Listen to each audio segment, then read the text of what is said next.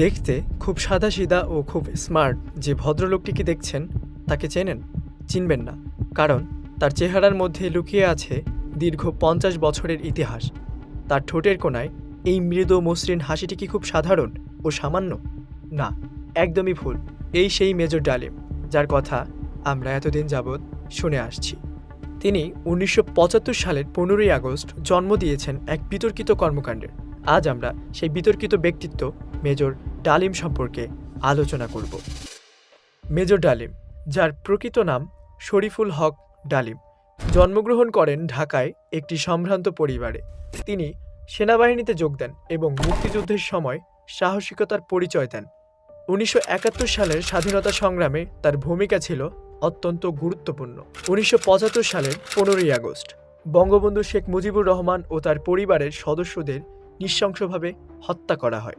এই অভ্যুত্থানের অন্যতম মাস্টার প্ল্যানার ও অন্যতম নায়ক ছিলেন এই মেজর ডালিম।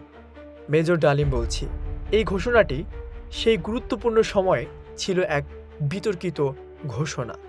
বঙ্গবন্ধু হত্যাকাণ্ডের পর মেজর ডালিম ও তার সহযোদ্ধারা ক্ষমতার কেন্দ্রে অবস্থান নেন।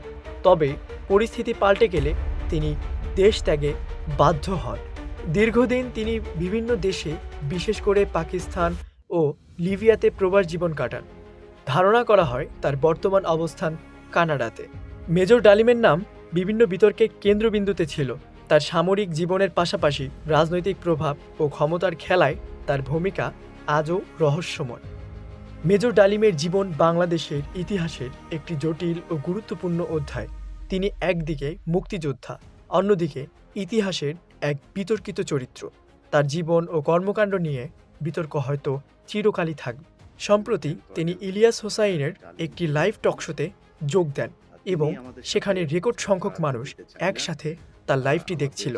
চলুন জেনে নেই বঙ্গবন্ধু শেখ মুজিবুর রহমানের হত্যাকাণ্ডের সাথে সরাসরিভাবে কারা জড়িত ছিল।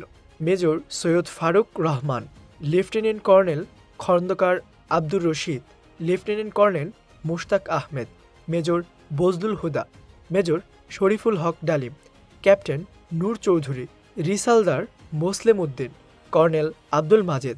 এছাড়াও হত্যাকাণ্ডে সহায়তা করেছিলেন আরও কিছু সেনা সদস্য এবং কিছু রাজনৈতিক পৃষ্ঠপোষকতাও ছিল।